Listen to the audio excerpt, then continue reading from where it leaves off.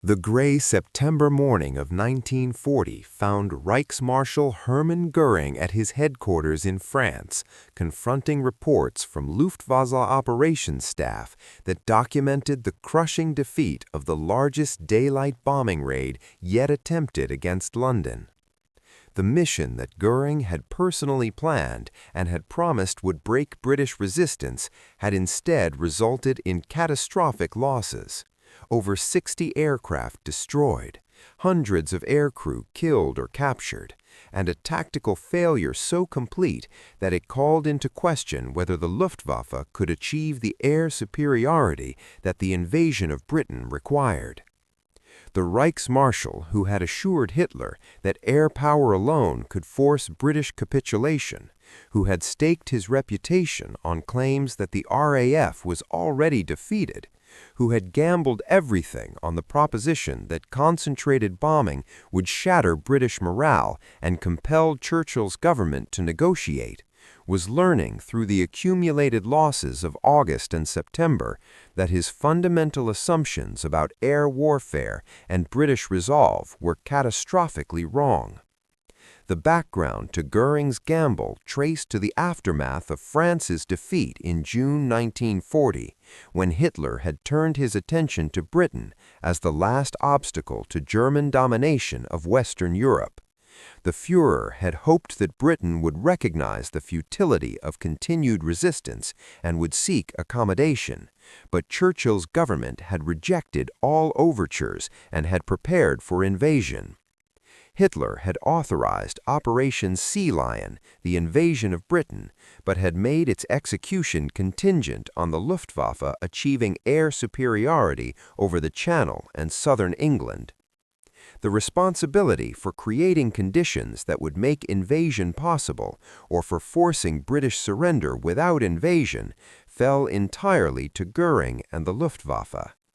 Göring had accepted this responsibility with confidence that bordered on arrogance.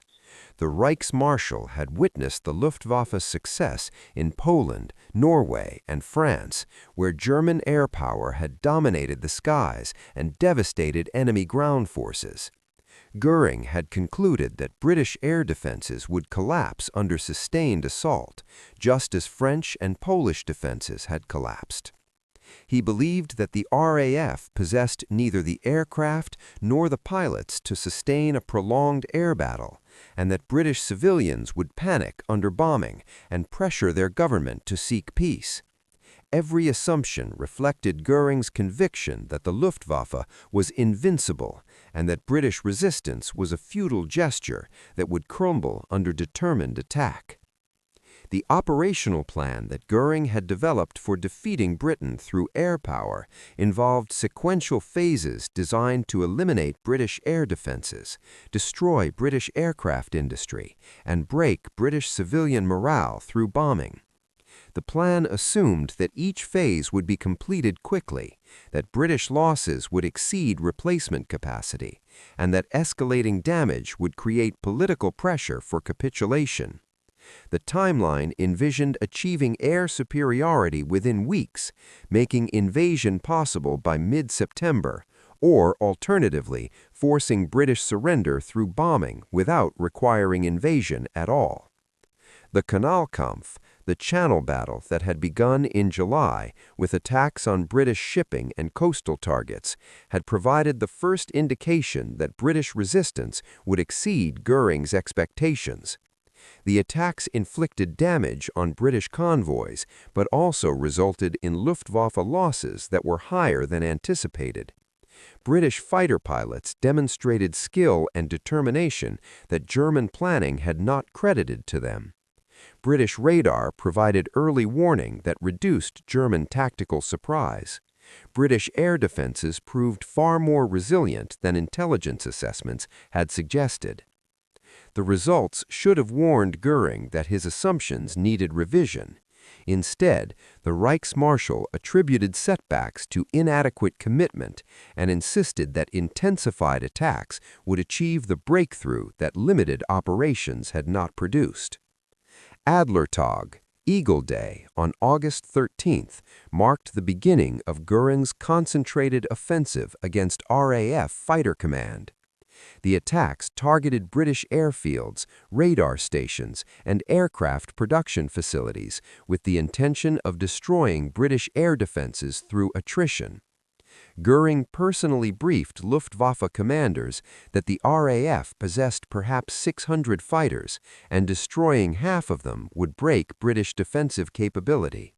The briefing reflected intelligence estimates that systematically underestimated British strength and production capacity, creating false confidence that limited German effort would achieve decisive results. The August fighting brought mounting Luftwaffe losses that should have forced recognition that the campaign was not proceeding according to plan. Generalfeldmarschall Albert Kesselring, commanding Luftwaffe II, reported that his formations were suffering casualties faster than replacements could arrive, that experienced crews were being lost at rates degrading unit effectiveness, and that British fighters were appearing in numbers that contradicted intelligence estimates of imminent RAF collapse. Generalfeldmarschall Hugo Sperrle, commanding Luftwaffe III, transmitted similar assessments that British air defenses remained effective despite weeks of sustained German attacks. Sperrle noted that British fighters intercepted German formations regularly, that British radar provided warning that prevented surprise attacks, and that Luftwaffe losses in daylight operations were approaching levels that could not be sustained indefinitely. He recommended shifting to night bombing, where British defenses were less effective, but Göring insisted that daylight operations continue because only daylight bombing could achieve the precision required. The decision in early September to shift German attacks from RAF airfields to London represented Göring's response to the failure of attacks on military targets to break British air defenses. The Reichsmarschall concluded that terror bombing of British cities would achieve the moral collapse that tactical bombing had not produced. He believed that British civilians would demand peace once they experienced destruction on a massive scale. The September 7th raid on London's docks involved over 300 bombers, escorted by 600 fighters, in the largest daylight operation the Luftwaffe had yet mounted. Göring personally observed the raid from near Calais, believing it would deliver the decisive psychological blow. The raid caused extensive damage and casualties, but it did not create the panic Göring had anticipated. British civil defense responded effectively, RAF fighters engaged throughout the raid, and morale held. The continuation of daylight raids against London through mid-September brought escalating Luftwaffe losses without achieving the promised breakthrough. The September 15th raid, later known as Battle of Britain Day, was intended as the decisive strike that would force Britain to recognize defeat. Göring committed massive forces, expecting overwhelming success. Instead, the raid revealed complete failure of German assumptions. RAF fighters intercepted both waves effectively, disrupted bomber formations, forced premature bomb releases, and inflicted heavy losses. German fighter escorts were unable to protect bombers effectively, and the continuous British response demonstrated that RAF strength had not been broken. Loss reports from the day documented the scale of disaster. Bomber groups lost significant portions of their formations. Fighter wings reported heavy losses. Experienced crews were killed or captured in numbers that could not be replaced quickly. Survivors described relentless attacks and complete lack of safe operating space over England. Debriefings confirmed that German formations were under constant attack from entry to exit, that British fighters operated with increasing coordination, and that German tactical effectiveness was declining under pressure. Reports reaching Göring documented over 60 aircraft destroyed, hundreds of casualties, and minimal operational success. The scale of losses made clear that daylight operations could not continue without risking destruction of the Luftwaffe itself. Oberst Paul Deichmann compiled loss assessments confirming unsustainable attrition. Major Adolf Galland reported that escort tactics prevented fighters from operating effectively. Intelligence assessments revealed that RAF strength was higher than expected and continuing to grow. At the September 16th conference, Göring confronted these realities but refused to accept their implications. He blamed commanders for failure, rejected intelligence that contradicted his expectations, and demanded continued offensive operations. Kesselring and Sperrle warned that losses were unsustainable. Recommendations to shift to night operations were dismissed as defeatism. Göring insisted that victory remained achievable through increased effort. The September 17th postponement of Operation Sea Lion represented implicit recognition that Luftwaffe had failed to achieve its objectives. Air superiority had not been gained.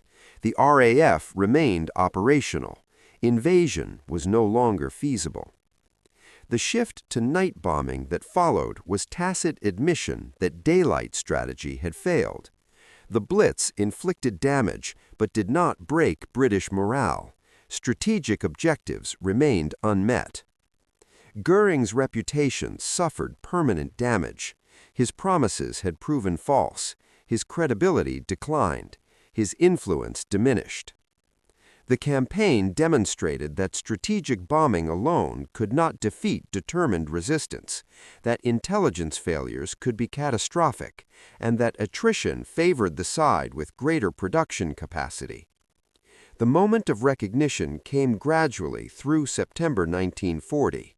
Each failure added weight to the conclusion Göring resisted but could not deny.